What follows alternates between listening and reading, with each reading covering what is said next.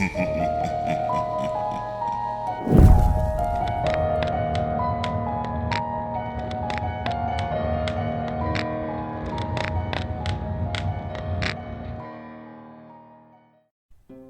the Personal Diary of Annabelle McGregor, January 7th, 1932. Garrus came home today. He seemed paler than he used to, much more quiet. I wish there was something I could do. I wish I could bring him back to us. But he's gone, and I have to accept that. We all have to. As it turns out, the Diary of Annabelle McGregor, Garrus Creeley's adopted mother, for those of you who don't remember, was used in the writing of a 1998 psychological thesis by Catherine Jacobs entitled From Garrus to Hannah, a study as to the effects of child molestation. In this book, the author uses materials from various different child molestation trials to form an in-depth study on the resulting mental scars such experiences can produce in children. Annabelle's entries themselves aren't that relevant, often repeating the same things over and over, but they do form a cohesive thread between the two big events in Garrus Creeley's life: his release from the West Riding Mental Hospital and his journey back to America. According to Annabelle McGregor, 19-year-old Garrus Creeley left his parents a week after returning to them, going off to work in a shoe factory. After being fired for inability to follow proper safety instruction, he worked as an assistant ballet instructor in London. 6 weeks after this, he returned to his parents, where he learned that they had been harboring a secret from him. After Sheridan, his previous adopted father, had died, Garrus was left to inherit all of his belongings. This included the expansive novel Puppets, and the script and score for Puppetmaster, the musical version of that same novel. From the Personal Diary of Annabelle McGregor, September 18th, 1932. Garrus called us to tell us that he was leaving. We asked when he was coming home. He hung up after that. It's been 4 days, and I'm beginning to believe that I will never see him again. Not much is known about Garrus Creeley after that. The next existing record of him is in a financial statement in 1933, concerning an inquiry for a choreographer for the Puppetmaster's regime. It would appear that Garrus was continuing his adopted father's work. Why on earth Garrus Creeley would drop everything in his life to continue the work of his childhood rapist is beyond all logical comprehension. One reason could be that he wanted to understand his father more. He was, after all, Sheridan's son. Perhaps he understood how much Puppetmaster had meant to him, and had devoted himself to polishing up the production. In Catherine Jacobs' book, she details a great many examples of this. In the letter from Garrus to the aforementioned choreographer, he writes, "I hope to enliven the production with a bit of playful mystery, such as the essence of the original novel format." I don't have the complete manuscript for Puppets, though Catherine Jacobs apparently does own a small snippet of about 200 pages. God only knows how she acquired this. She lists a total of 17 excerpts in the book. From what I have read, the prose of Puppets is very difficult to comprehend. One might assume that Sheridan hadn't ever stopped writing it, and it was never revised. The story itself follows the main character, Moriater Robinsons, as he goes off on an adventure to explore his own sexual agenda upon the request of a puppet that he meets in a dream. To get a feel for the odd, flowery nature of the writing, here's an excerpt. "The puppet was as black as night upon the cold winter's eve of Lamistad, light and airy, yet weak and bitterly sharp. Upon sensing the figure's wooden presence, he scattered himself about the room, unable to find a proper door or window to relieve his urge to escape the angry monstrosity. His eyes danced along the riverway of contempt, stealing glances of the form that beckoned for him to remain motionless. Defeated, he rested himself within his own terror, bending as he slipped into his remorse and fear." I have nothing to work on but the vague points provided by Miss Jacobs for this assumption, but I gather that Garrus used his inheritance to fund the production of the Puppetmaster's regime. In the box 34 Creeley Wright, I found a small folder full of production notes from Garrus that I had glossed over in my previous search. Nothing of great importance stands out, other than the pitch Creeley used to gain attraction of several theater owners who were interested in housing the production. In this, Garrus describes the show as upbeat, fraught with flowery production numbers, and a moral that all ages can relate to. And I feel like this is a good time to bring up my meeting with Alice Corley James. I made sure to phone her grandchildren for permission to visit, for which I was declined 3 times. After I sent the cake, they understood my persistence, and I was granted access. It was a 6-hour drive to the home of Alice Corley James. Her granddaughter was hospitable enough, well, as hospitable as someone can be when they obviously don't want you in their home. She took me to the living room and offered me some cake, which I declined. A few minutes later, I met Alice, who limped her way onto the couch with a plate full of cake in hand. I tried speaking with her, but she refused to talk to me until she had finished eating. I took an instant liking to the old bat, nutty as she was. Throughout the following Q&A, Alice made it very apparent that she had reviewed her facts. They seemed rehearsed and tired coming from her lips, but I didn't think much of it. From the Testament of Alice Corley James, 1926 to the present. How old were you when you saw the Puppetmaster's regime? 9. I had turned 9 that Wednesday, and we were going to have a party the following Saturday. And what do you remember about the production? I don't truly remember a lot about the show. I was young, I was hyperactive, and I was bored. Bored to tears by the entire thing. It was so very monotonous and so blandly staged. I recall watching the 3 kiddies dancing the exact same motion, twist, tap, for almost 4 minutes. All the while, the ensemble walked in crisp lines. It was so awkward. That little boy playing the main character, Maury something or other, was quite a bit quiet if you asked me.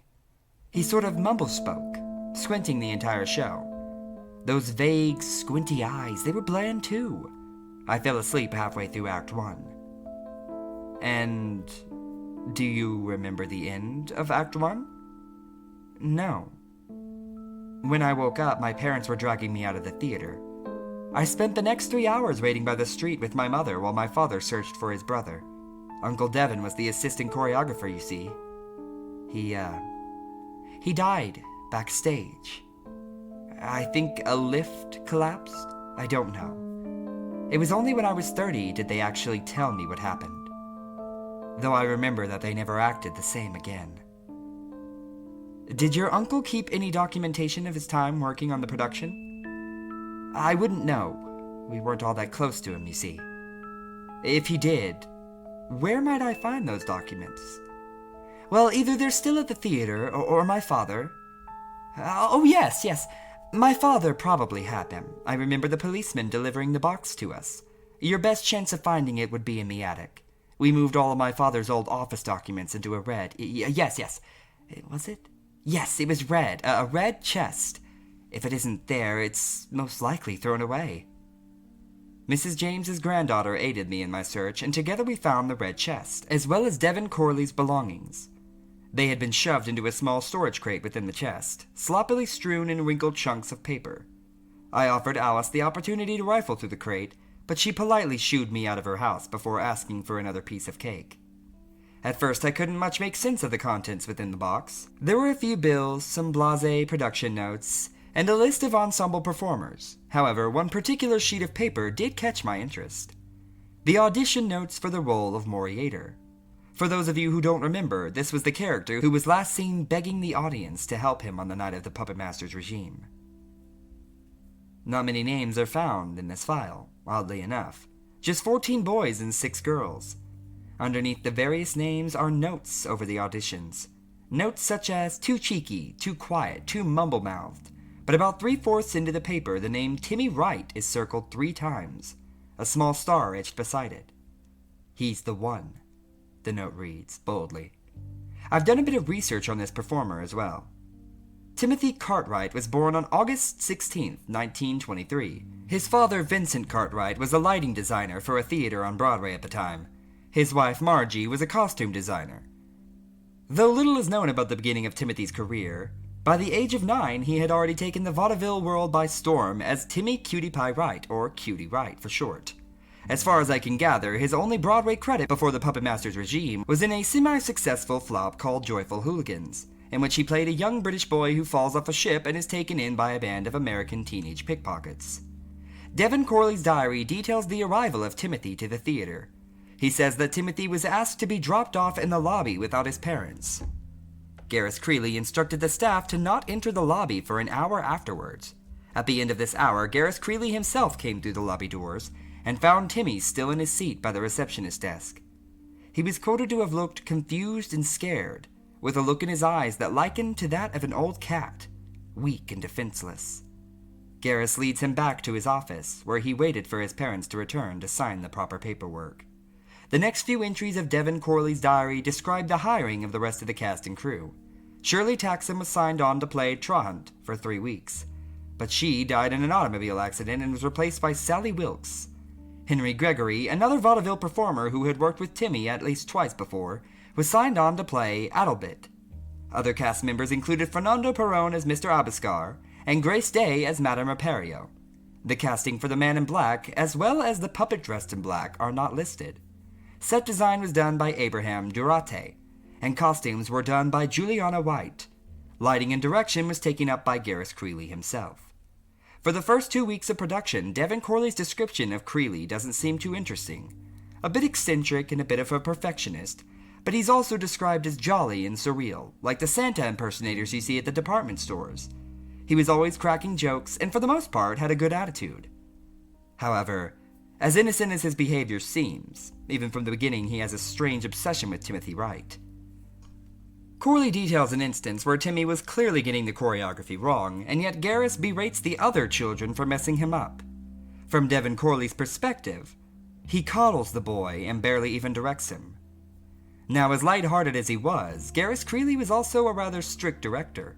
Devon Corley claims that each of the cast members was to arrive at 4 in the morning, 2 hours before crew arrived, simply for vocal exercises and warm-ups. One entry states the ensemble was placed into 3 lines, and the children were lined up in front. Mr. Creeley would spend 15 minutes going over the exact same tap routine each morning. He always had Timmy do it first, and then the others were to follow. Afterwards, everyone was to gather in a circle for vocal warm-ups. It would start by going through their ranges, and then Garrus had us do that awful dance. There were to be 2 circles, one inside the other, and the cast were to hold hands. Then both circles were to dance around in opposite directions. The outer circle began the chant first, crying out, Simmental, Simmental, when the inner circle yelled out, Frela, Frela. Both chants were ensemble lyrics that had been cut from the production, but Mr. Creeley saw fit to include them every morning, saying that they were perfect vocal exercises. Garrus's impatience continues throughout the rehearsals. He grows violent, and many cast members report to Devon that Sally Wilkes exhibited bruises on her upper arms. The script was modified weekly, putting the company in great stress. Timothy Wright was the one who took most of the damage, as most of the changes gave his character more lines, placing him under a lot of pressure. He was often asked to visit Creeley's office for private readings, where he would stay for hours. Tragedy entered the life of Timothy Cartwright on August 13, 1933, when he and his family had been the victims of an automobile accident which killed his father and severely injured both he and his mother. Devon writes that for a month and a half, Garrus visited Timmy daily, and eventually stopped coming to rehearsals altogether. The principal choreographer, Mandus Thorman, took up the role of director during that time. It was also during this time that they sought out the employment of 14-year-old Rory Atkins to be the understudy for Timmy. Devon writes that it was at the conspiring of Thorman and the producers that Rory would eventually replace Timmy. "This cutie Wright," writes one producer, "is completely inept in the art of performance. His delivery is too big, his eyes are too big, his presence is too big. And for all that bigness, he has a shocking little amount of talent and discipline. Mr. Creeley spoils the boy and hardly gives a scrap of motivational honesty in the direction of anybody else. In short, Timothy Cartwright must go."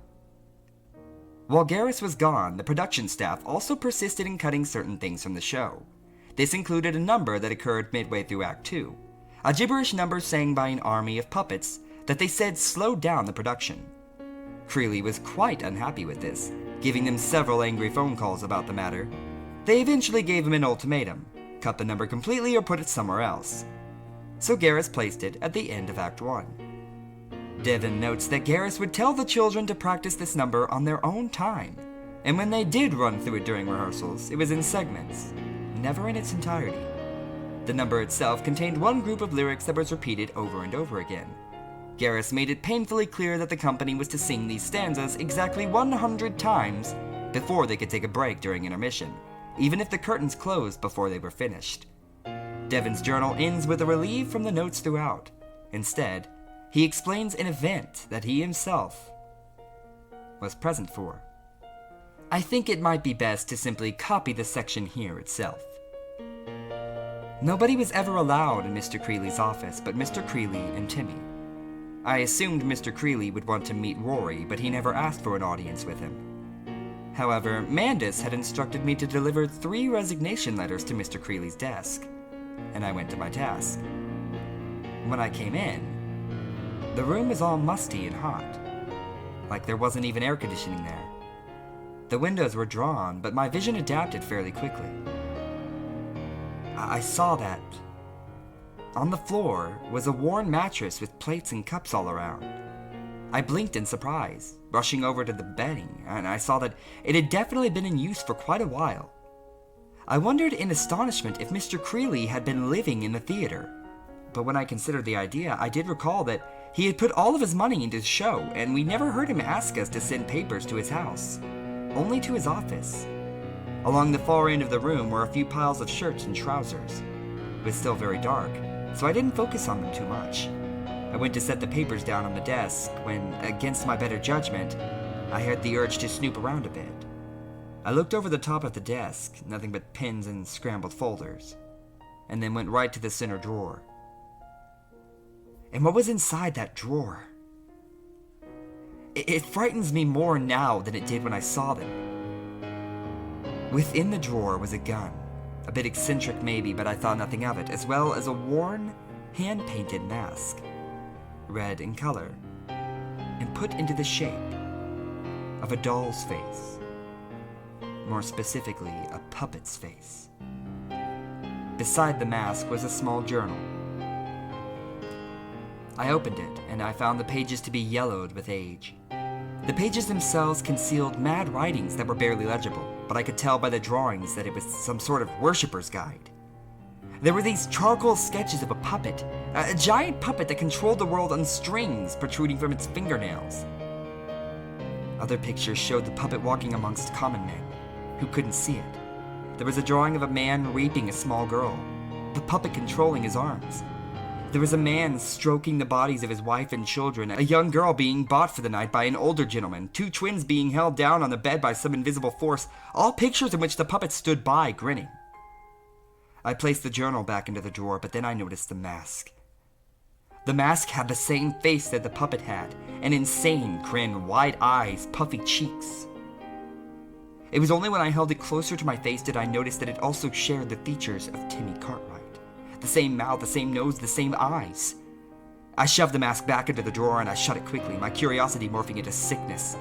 I backed away from the desk and I hit the wall. Turning to my right, I felt my foot come into contact with the pile of clothes that I saw earlier. My eyes had completely adjusted to the dark by now.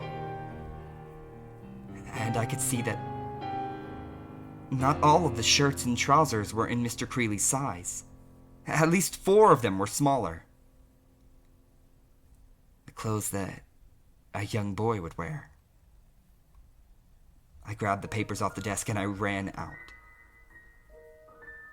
I delivered them into Mr. Creeley's hand that afternoon. After that, there are 7 blank pages in the journal of Devon Corley. There are no more entries. At the bottom of this crate, however, there was a newspaper dated October 3rd, 1935. The headline reads, "Flower Shop Vandal Strikes Again," and on the 3rd page is a small section dedicated to the disaster that occurred at the August Wilson Theater on October 1st. Oddly enough, the article doesn't mention the Puppetmaster's regime by name more than once, but it focuses on the aftermath. In an interview with police officer Jeremy Winthrop, "We ain't got no idea what could have happened. We got a call from a diner down the street talking about some riot going on down at the August Wilson. Came to find a bunch of theater goers crying and begging for help. They just kept saying they're dead, they're really dead. And we went inside, but we didn't find nothing." You see, 76 attendants of that 1935 showing went missing. 98 if you count the theater company, whose bodies were never recovered from the stage, though many testified to have seen them die.